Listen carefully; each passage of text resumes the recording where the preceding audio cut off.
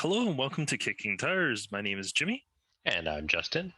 and today it's all actually, I was going to say it's all Toyota news. Really is not. It's just more Toyota leaks and whatnot. But Not real news, but no, it's kind of. It's the least newsy news that we've had on the Tundra yet. So, in a series of teasers that we're getting from Toyota, their press stuff, we have the TRD Pro trim of the Tundra. A little bit of pictures leaking out now. Well, quote unquote leak. I mean, this is all strategic just to get people excited about the Tundra, which no one really has been for the last 15 years. So it's about time. So what do we have here? We have a red interior. essentially three things seats. were talked about or shown, I should say. Yeah. The first thing is the seats. I think the seats is a big one because the seats, some kind of red leather or whatever material this might be. It's got like a digital camo kind of look to it in red. And then it's got some white contrast stitching, TRD Pro emboss or stitched into the seat back there. Kind of nice. Toyota's going with this red thing. I don't know. Everyone was crazy for it when they did it on the Camry, but I don't really like how it's executed on the Camry. I think it looks kind of tacky, but this one is kind of cool. I like the pattern that they put into the seat back. Yeah, the pattern looks cool, and the fact that there's kind of like holes in the material suggests that there'll be ventilated seats. Mm-hmm. So that'll be nice as well. I mean, the seats themselves, I think that looks fine. No real complaints here, but I mean, you're only seeing like the upper part of the backrest and a little bit of the headrest itself. So like, you don't even see how thick the bolsters are. So there's really nothing to really go on. Yeah, but I mean, Toyota's had a pretty good track record with good front seats lately. I feel like all the Lexus products are pretty good, and I fit pretty good in all of the Toyota, except for the Supra. I don't really like the Supra seats. I don't really fit in those. I wonder why. But the RAV4, Corolla, Camry, I think they all have pretty decent seats these days. Much better than Toyota 15 years ago, which had some of the worst seats in my opinion. So props to that. I think they are on the right track.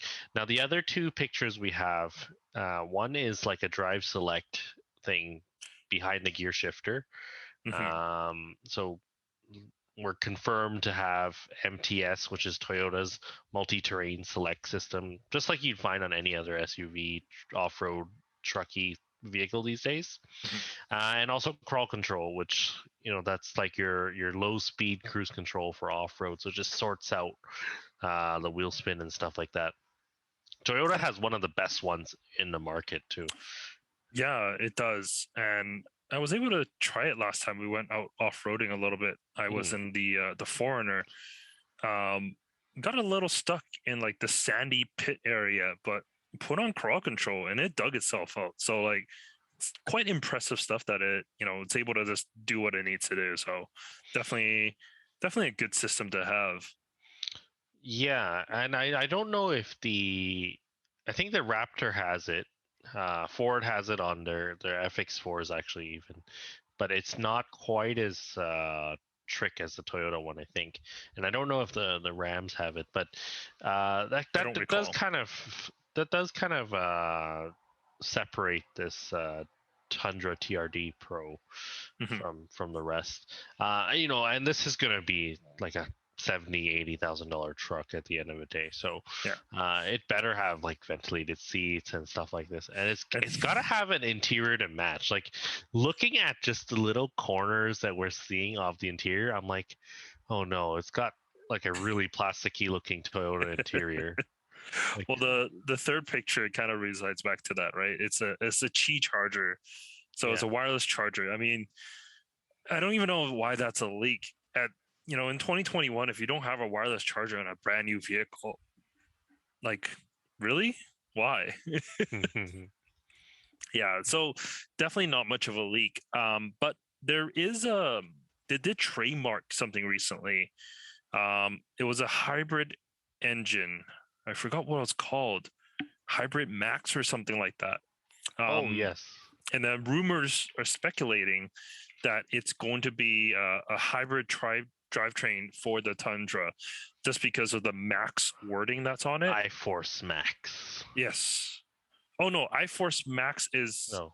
the twin turbo V6 that's potentially coming to the Tundra. So like these are all speculations, but because of the Max wording, this Mhm. hybrid Max powertrain, people are thinking that it's going to go into the Tundra. And of course, if it's in the Tundra, it's going to go towards other Toyota products as well.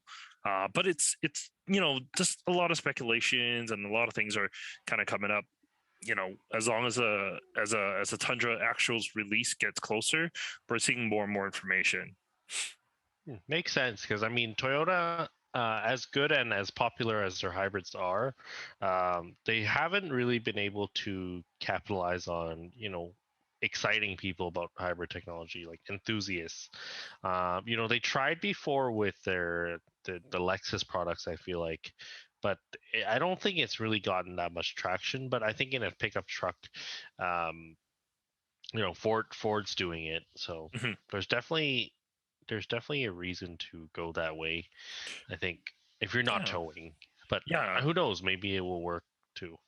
I mean, it's chances it's going to get that 4.7 liter V8. I mean, it's the tried, tested, true. You know, 5.7. oh, 5.7, right? The old Yeah. one's 4.7, right? Yeah. It's going to have that engine, so you know to have a little bit better fuel efficiency than that old motor, Yeah. it's welcome. It's They've definitely got to welcome. bring down their average too at the same time. That 5.7 is actually not too bad. Again, back in 10, 12 years ago, but yeah. Yeah. Well, let's move on from that. Let's talk a little bit about the car company that everyone can afford these A days. green car. A truly green car. It's the Bentley Bentayga hybrid.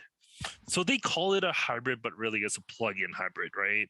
Because there's literally a plug that's going into it. But the Bentley Bentayga, I mean, let's be It's honest. 6,000 pounds. Well, it's 6,000 pounds, and it's like what, $300,000? I don't know. It's stupendly expensive. Are you really worried about fuel efficiency? Like, is that something that you care about? That's what I'm thinking. Yeah, and I don't know. I think Porsche's done a pretty cool thing with their Turbo SE hybrid. It does save you a little bit of gas, but it's a lot more expensive. It costs like 3 times what their base model Cayenne costs. But it does 3.2 seconds 0 to 60, and it's got green brakes and green stuff here Yeah, and there. I think it does kind of excite people, and I mean it's about kind of positioning the company towards its future, right? So Bentley says that by 2030 they're going to be all electric.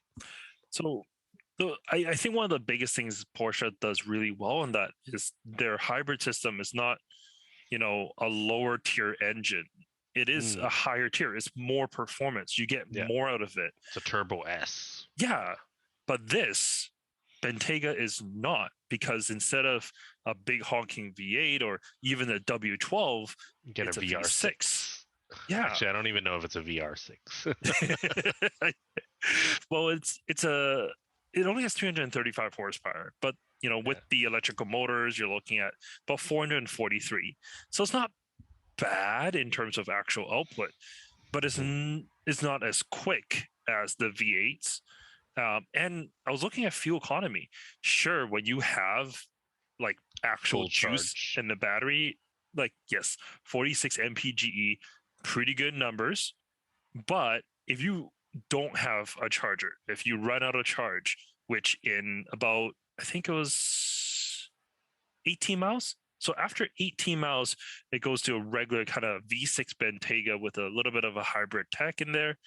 And you're looking at 19 miles per gallon, which is one better than the V8 model. Yeah, because nowadays a 4-liter turbo V8 can get pretty good fuel economy if you're not on it. Yeah. Um, and so yeah, the extra weight from the hybrid and the fact that it doesn't give you that much range, it's kind of neither here nor there. I don't know if anyone really wants this type of vehicle. Um, I don't see the appeal. Oh well, it is quiet, I guess, for that Yeah. first 18 miles. Yeah. As if a V8 Bentley is very noisy to begin with. It's Like, not, but no. it's quiet, but it's a good noise. It's not, Yeah. obnoxious by any means. Yeah. But this 17.3 kilowatt hour battery, like, it's just too small to have it be actually usable. But like, it's not so small that it's packaged well, because you lose out on the third row in this. I mean, the Bentayga third row really wasn't that useful, anyways. But I'm sure this takes up a little bit more of that trunk space because the entire battery pack, it's underneath Mhm. the load floor in the rear. And because you're adding almost 500 pounds to the rear load floor, the weight balance, it's actually a little bit more distributed. It's almost 50-50 front rear. Oh, is that a positive, I guess? I don't know. Yeah, there, there is a good thing right there. I mean, speaking of weight, we have this Mulliner special edition Mm. Bentayga hybrid. So yeah, 22-inch carbon fiber wheels. You're saving 6 kilograms per wheel. So 24 kilograms total, which is, I think, 53 Like 50 pounds. pounds. Yeah, 50 Yeah. something. Yeah. Not, I mean, unsprung weight, that's not bad. 53 pounds? Yeah. But I I who mean, the elephant in the cares? room is really like, okay, so the weight savings, maybe neither here nor there, but some people insist that a carbon fiber wheel is going to give you better feel, not only from the weight but also from the rigidity.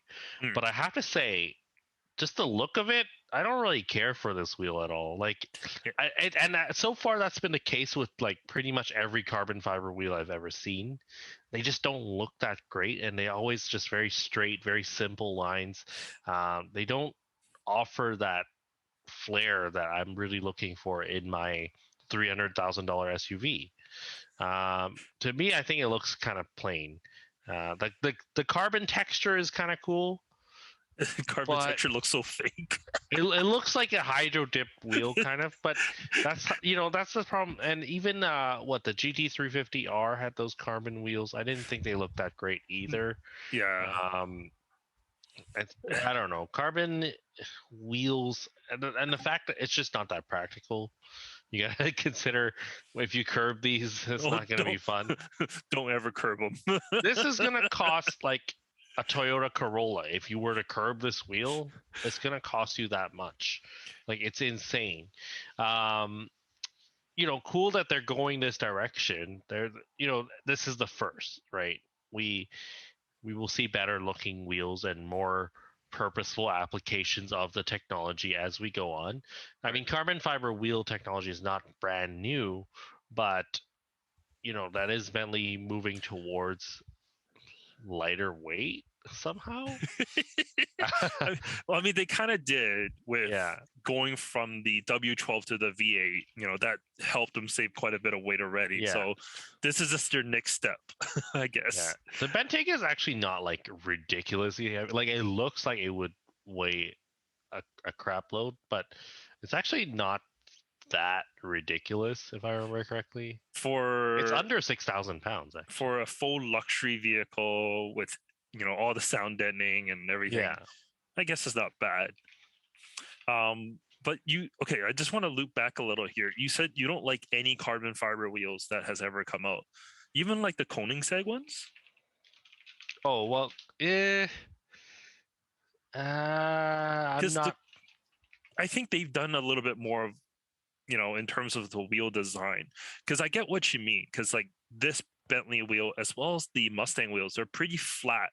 And I'm pretty sure, I shouldn't say I know, I'm pretty sure you're looking for a wheel that has a little bit more concavity, some more of a 3D look to it. Yeah, no, look at the Koenigsegg. They have a 5-spoke version.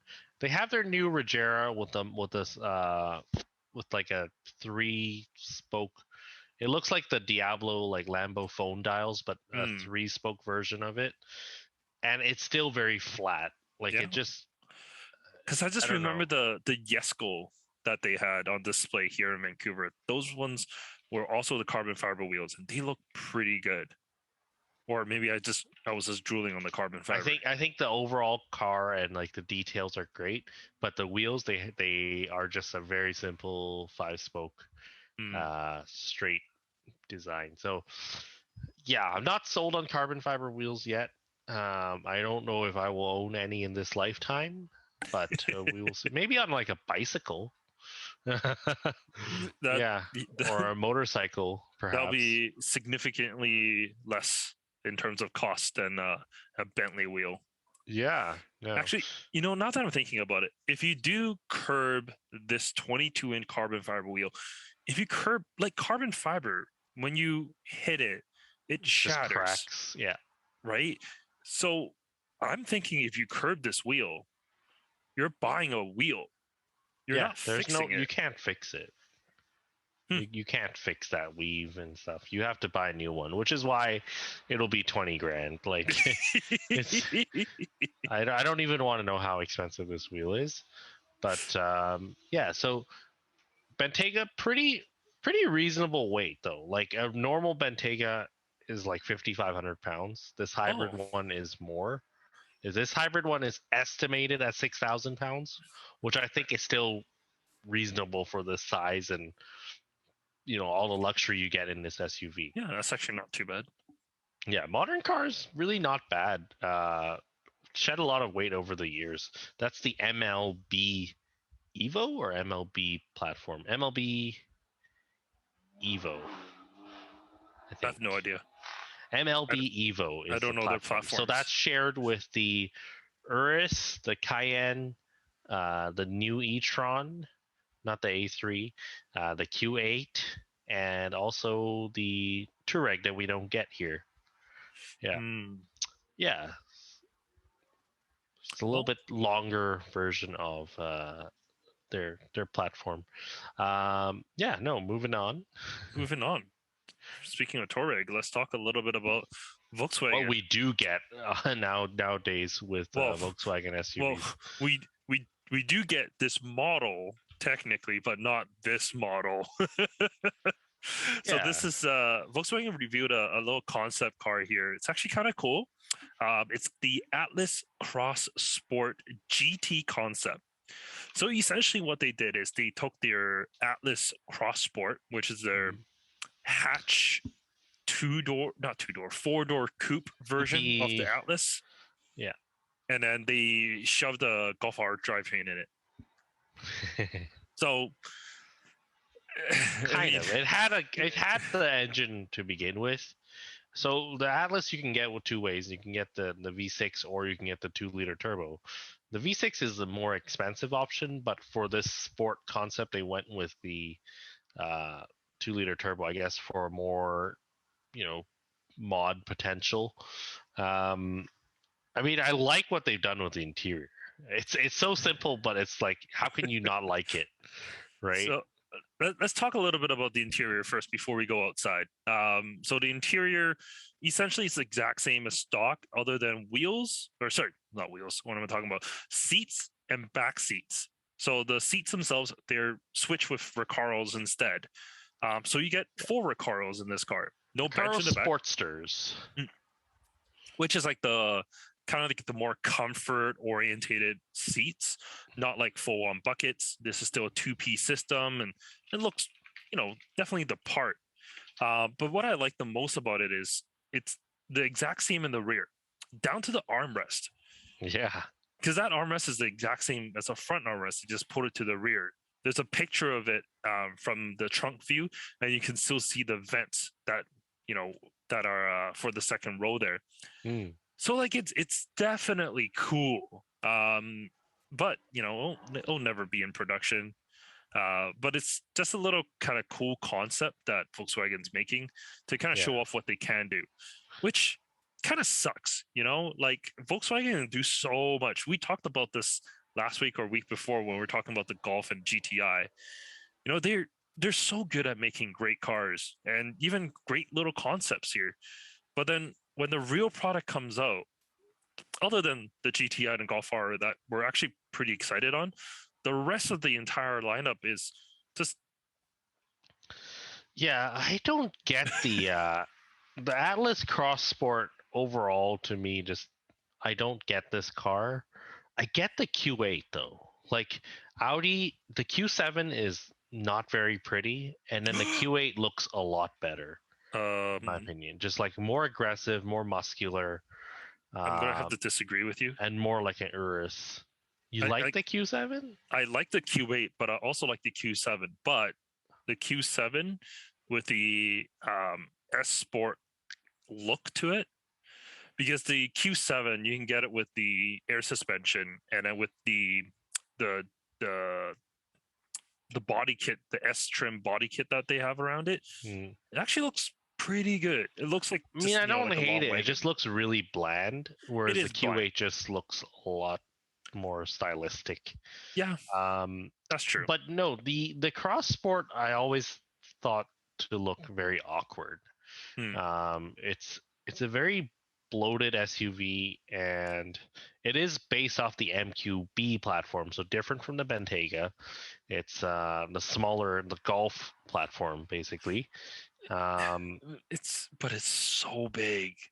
It's huge, like, yeah. You sit inside, it feels like a Hummer. Like you can stretch out in this, like the center console, like how wide that is. It's almost like F-150 wide.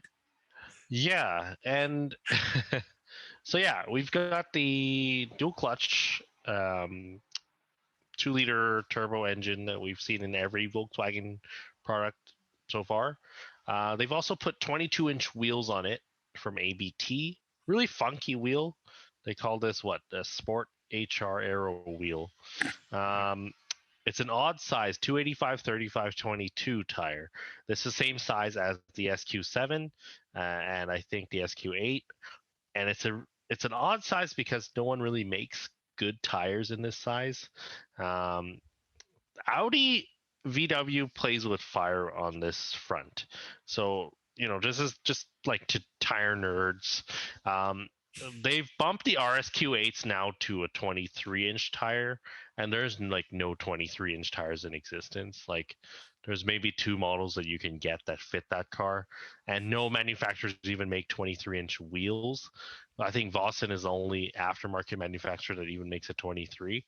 And so it is weird because when these cars get older and then no one wants to make like a decent affordable tire for them, and then you end up either going with something that's like $900 a tire or like an off-brand like a Linglong for like $150 a tire, and then the car drives like crap. Or just go with aftermarket wheels. Yeah, just get a different size, I think. Yeah.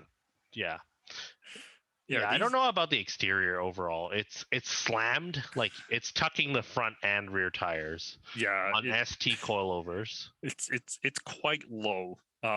As a person that loved lower cars before, this just looks wrong. Because it just looks so out of place on an SUV like this. Like I don't mind a lowered SUV, but it still needs a little bit of a gap. This looks like this is tucking. Yeah. It's tucking front and rear, but there's still so much gap between the body and the ground. It's just so odd to see that. There's no body kit to kind of fill that section.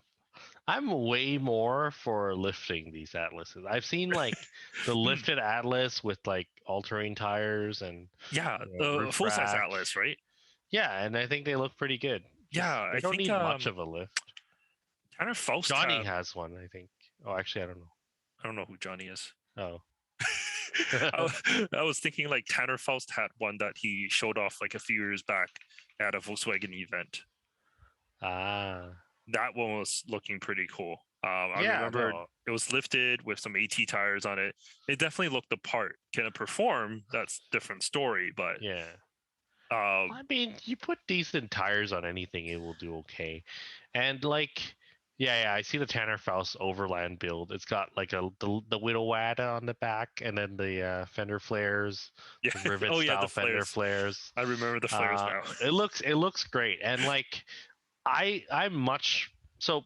Volkswagen's whole point with this GT concept is like we're gonna spice up our lineup and just try to appeal to um, those enthusiasts that want like a performance vehicle. Because even though this is only a concept and it's not actually going into production, it might inspire some people and like sway some people. Hey, I might get that car and lower it and do all this, performance stuff to it. But I'm like, if I wanted to buy this car to modify, I would just go off road, like Yeah. put skid plates on it, put fender flares on it, the Widow Wadas, It, and it makes more sense, for a vehicle like this. I think the yeah. sportier look, I think the Tiguan or the T-Roc, Yes. that will be a little bit more. Yeah, just don't look as bloated. Right? Yeah. Well, And even with the Audis, right? We got the SQ5, which looks kind of cool. The RSQ3, which is nuts. mhm. But then when you get up to the Q7, the SQ7 is like, I don't know. A lot of Q7 hate for me today, but I just think it's like it's such a bland, like unimaginative SUV. I think they had to have the Q8. The Q7, the current gen, the first year of the current gen, I forgot what year. I think 2016, 17, somewhere around there. Mm-hmm. Relatively inexpensive, like 30K. Mm. That's why I know, because I was looking. I keep, Yeah. almost every week I'm like, yeah, I looked into it. I I look have a few into friends that got these and an off lease, and they are cheap. yeah. But I it mean, just do you want to pick up a used Audi for cheap? That's the I'm other not question. I'm not too against it. I don't want that one. Yeah, I mean, yeah, SQ7 to me is not. They didn't really try on it either. Yeah. Yeah, no, you're right. The Q7 is a little bit more bland. I think they need a little bit of a update for the Q7, but they did the same thing for the first gen Q7. The first gen Q7 was out for so long, it just got really boring really fast. Yeah. Got just super out of date. But the And the Q8, sad thing about it, the first gen Q7 was that, it's a triplets, right? We've got the Cayenne, we've got the Touareg, and we've got the Q7. mhm. If you look at the resale value, like Cayenne and Touareg are like up here, and then Q7 is like half of them. Yeah, Like no one wants a Q7, and there's mechanically they're not that different. there's fully running driving Q7s first gen, the older ones for sale for like $3,000. Yeah, because the Like, first gen was ugly too. they were pretty ugly. Yeah, The first gen just looked like a pig. Like the Touareg is like the slimmer down, sleek version, and then yeah. they just like bloated it up to give it three Well, rows, yeah, which worked. they wanted the third row in there for the Q7. Yeah. And I think the Q7, the first gen that plagued it a lot was like the interior. Mm-hmm. The interior just dated so MMI fast. 2G. Actually, Yeah, first gen MMI 2 they had. it No, 2G, 2G. it was just bad. And then the infotainment screen that was in the center was this recessed like 7-inch unit. Like it was just all bad. Yeah. The It worst thing was about that one is like none of them had backup cameras too. Like mm, maybe in like 2013 they started adding them, but like before that, like no one had a backup camera on those. It's like how? Like it's a giant 3-row SUV, but they did give and you parking just sensors. they're very stubborn. Like the Germans are like a parking sensors, the distraction of a monitor, and you have to have the parking sensor. Like okay, it wasn't until maybe the 13 14 when they really started embracing the camera, but yeah. Yeah, totally. Um, Speaking of SUVs, we move on to the review. Um, I was in this a few weeks back now, but it was the GLS 63 AMG. So kind of like the Q7. It, I don't understand who this is for, but it's it's a ridiculously fast 3-row, like big wagon essentially. You're not going to take this off road. There's 23-inch monoblock wheels on it, low profile summer tires. It's not designed for anyone to take this off road. But it is ridiculously fast, 603 horsepower. I think Car and Driver tested it 3.5 seconds to 60 miles per hour. That's half a second slower than the E63 last week. For 6,000 pounds to this. This actually weighs 6,000. It's 6980 or 6960 or something like that. Yeah, this is an old school chassis. I think that's why it weighs quite a bit more than, like, this shouldn't weigh almost over 1,000 pounds more than a normal Bentayga. Oh no, sorry, it's 6,000 pounds. Oh, okay. So it's just Bentayga size. Bentayga hybrid, but the normal Bentayga is 500 pounds 500 less. pounds less. Yeah. So I don't think this thing should weigh that much. It is. It's slightly bigger than the Bentayga. It's a like, true 3-row. Yeah. Yeah, the Bentayga is more like a 4+2 kind of thing. Yeah. But it's so much, and it's so loud. Like when you have the butterflies open on the exhaust, it's just so loud. It's just so crazy of an SUV. But like, who really is buying this? Like, if it's a status symbol. Like the GLS 63 is purely a status symbol. Like it's the top of the line Mercedes before you get up to the Maybach. But the Maybach makes sense to me because it's a luxury. It's a giant Luxo barge. Yeah. This, I mean, yes, it's faster than the 580 and the 450 that it has, but I just can't put my finger on why you need a fast 3-row SUV like this. Because like the 580, it's the same engine. It's still the 4-liter twin turbo 8. Yeah. Like it's less power. It doesn't have all the AMG bits. But do you really need track pace to measure your laps? Do you really need like a full-on race mode?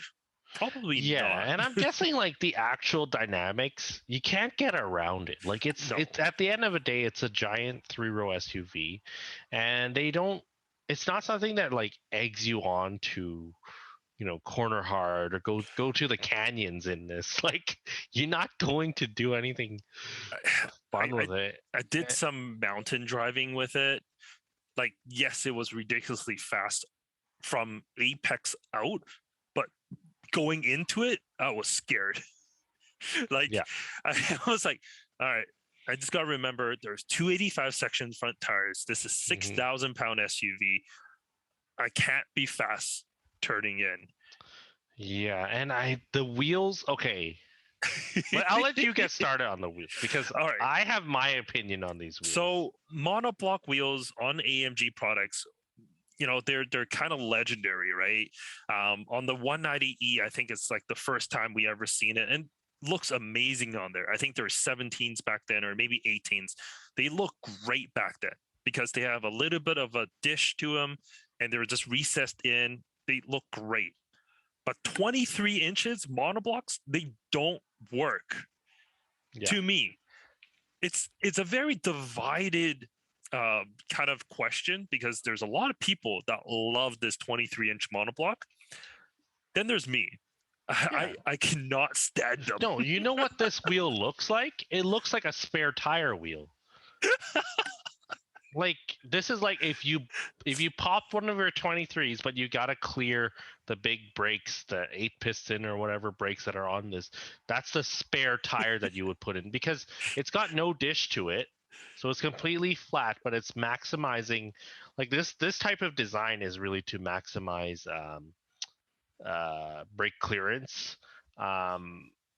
because there's no dish and there's no concavity to it, and yeah, I don't know which car's spare tire looks like this, but to me, it looks like a spare tire.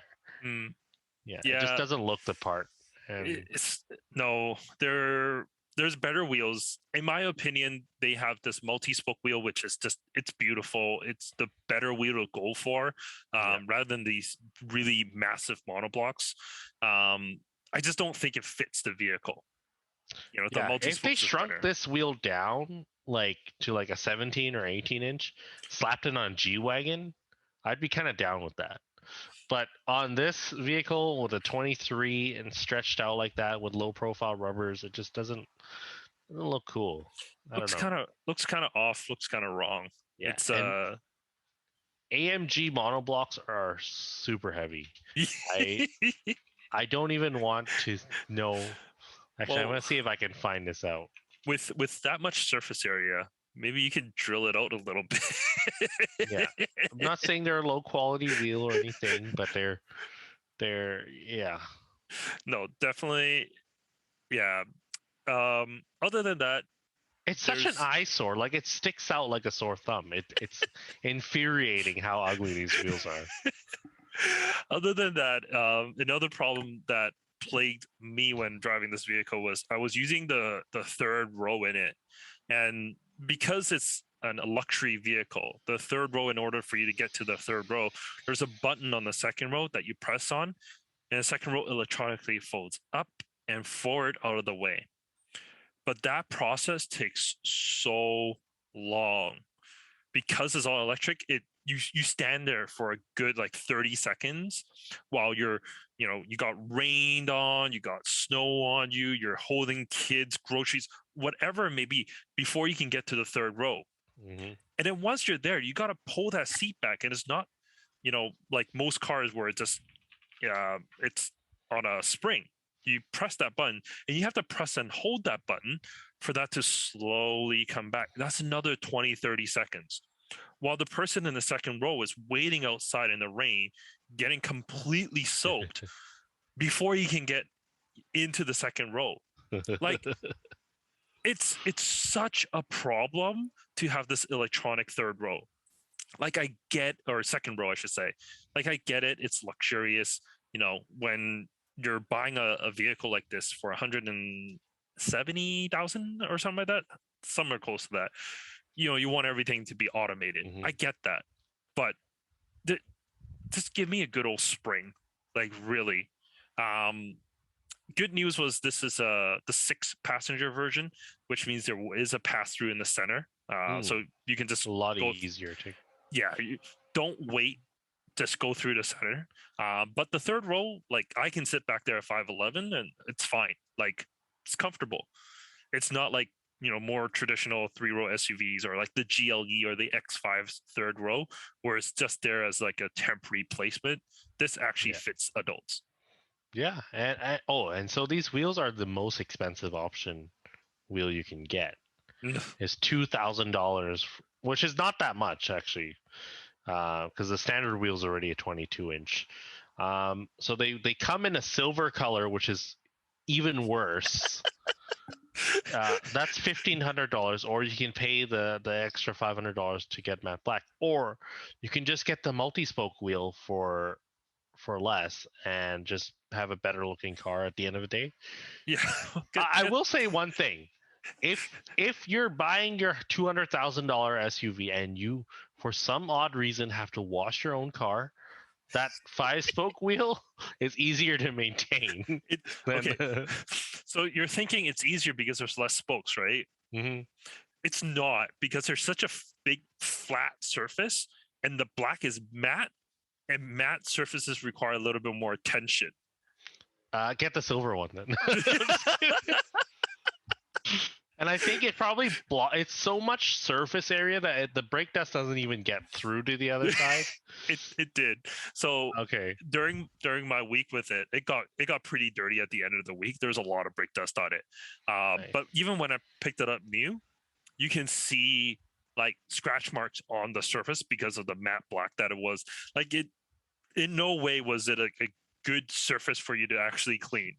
Yeah. So like, this is really good advice for those people that are listening to this podcast. Just do not get these wheels.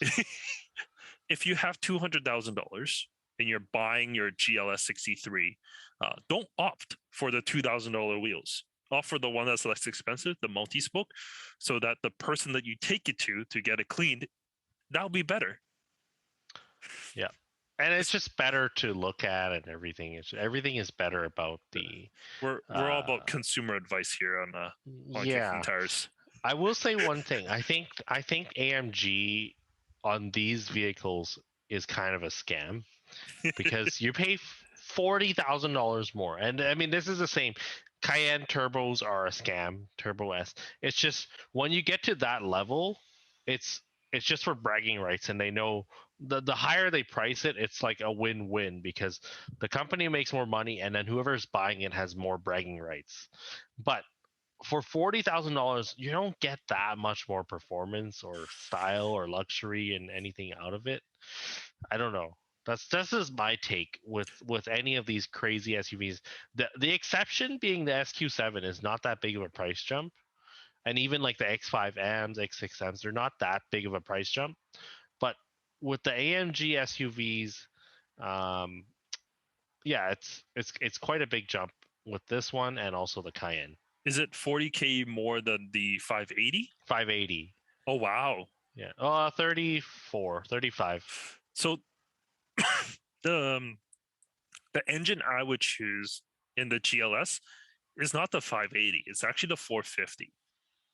Because the 450 is the 3-liter inline six with the EQ system, and that engine is smooth. And because it's Mercedes, you can get every single option for your 450 than you can get with the 580. Other than I think the only option that the 580 has, the 450 doesn't get, it's the that trick air suspension where you can have it on like bounce mode and everything, which honestly you shouldn't be bothering because it'll break. Oh, I was just gonna say the 450 rides really well because I had the 450 before, and just even on the regular air suspension, it rides well. You don't need that trick air suspension; it doesn't do it like the job that E-active much better. body control. It's $9,000. Yeah. Can you get that on the AMG? No, you can't. So only the 580 gets This the 580 gets that as an option, even. But what it does is like if you turn in, it dips that side. So if you turn left, it collapses almost the left suspension, so that way it kind of cars you in, kind of like a bike. Absolutely useless, but if you keep turning left and right, your car does. It's just really weird looking. Yeah, I don't know. Yeah, performance SUV. It just doesn't sit right with me, this one. But I understand as a business proposition, it's probably like crazy profits for Mercedes. Yeah, let's be honest. Like, it's a little bit more money for them to put this together. Just literally a little bit more because there's no R&D that's needed. Yeah. It's the same engine. It's just putting an AMG badge on the back, bigger brakes. There's little to no R&D that you have to put into it. Yeah. But then someone can buy it and have full bragging rights. Then it's perfect. And I'm sure they actually sell probably more of the 63 than they do of the 580 because of that. Because if you're already at that level, like, let's be honest, for me, if I'm looking at it, if I had this kind of money, I'm either going with a base 450 engine so that I can kind of show off to people that I have a GLS, but don't actually spend the money, or be like, just spend it all anyways. What's additional like 40K? Yeah, and a GLS already starts at 102. It's a 450, so it's not like you're buying a 318 or 316 BMW anymore. Like the base model is pretty nice. I think in some markets you can get even a smaller displacement engine, probably like a 4-cylinder or something. It won't move. Yeah, because it's so heavy. I don't know. Yeah. GLS or GLE for you? So the exterior styling of the two is very different. The interior is exact same. There's no difference between the insides. Yeah. But the exterior, I like the GLS a little bit more because it's a little bit more blocky. It's the taillights on the GLE that I'm not as big of a fan of because they're a little bit more narrow than they should be. The GLS looks a little bit better, but like having a 3-row SUV, it's just nice to move the family around. Yeah. But like I had 5 people in this car, and I was trying to fit stroller, diaper bag, and a little bit of groceries. We packed it to the brim because it's a stupid 6-passenger layout. I couldn't fit all 5 people within the first 2 rows. I had to put someone in the 3rd row, which took up a massive amount of trunk space. And of course, there's not a lot of space behind the third row. So like, you get an Escalade if you want something roomy. That is the answer. Is the Escalade? No, you get a Sprinter. Well, if I want like to rock 23-inch wheels and a car that can really pull them off, like the Escalade, Sprinter, the Yukons, Sprinter on 23s look pretty good. No, but to your point about like no R&D money, like a GLE 450 is $25,000 less than a GLS 450. I don't remember it being that big of a price jump back when the the GL back in the day came out. It was literally like, okay, we're gonna box off the rear and give you 2 extra seats. We can't charge you 25 grand more for it, but that's where we're at now with the GLE versus GLS. So that's why I think there is kind of a value proposition for the GLE. GLE, yeah. I think the big thing is they're selling the GLS as an SUV, an S class of SUVs. That's what they're selling it as, but I don't see it that way because the interior is exactly like a GLE. It's just an enlarged GLE. Yeah. Whereas even X7 to X5, there is some more significant. Oh yeah, hugely. Yeah, and an X5 to X7 is also $25,000 difference. They're basically priced the same way. GLS. So GLS base model maybe not such a good value then. I don't know. There's really good consumer advice coming today. Yeah, for those of you looking for $100,000 family haulers, don't buy $2,000 wheels for it. Don't get the GLS because don't get the AMG. Yeah, don't get the GLE and the 450. Check out the Escalade. If not the Sprinter. The Sprinter is not cheap. If you want to get a Sprinter spec'd out that way, I've looked at Sprinters before because a friend of mine's business, he was looking at Sprinter vans, and I was like, I had no idea Sprinters were that expensive. Yeah, I'm looking into it as well right now, and it's like, I don't know, because I'm looking at trade in my F-150 for a van, just because it's just better for moving the stuff that we like. We're hauling a lot of parts across the border these days, every 2 weeks, and the F-150 is borderline too small. Like, I didn't think it would be, but it's we've outgrown it, especially with the longer bed that you actually have that you didn't know. Exactly, even with the longer bed. And I'm like, how do people get any work done with mid-sized trucks? Like, I'm just like, they're just lifestyle trucks. And I'm like, yeah, because like we moved 4x8s last week in it, and that was great because it doesn't even hang past the tailgate with the long bed. Because your bed's what, 6.5? 6.5, and then you add like 2 feet from the tailgate. So it doesn't even hang past that. So it was awesome. But a van could take it even. Yeah, I was gonna say like a Honda Odyssey takes a 4x8, no problem. No, they will have to slide underneath the front seat. It's tight to put it in a minivan. If it's a Pacifica, not the plug-in hybrids, even the plug-in hybrids, but you got to remove the second row, fits 4x8s, no problem. Because I did that last time. Yeah, I had a Grand Caravan or a Town and Country with the stow and go, and it would just close the.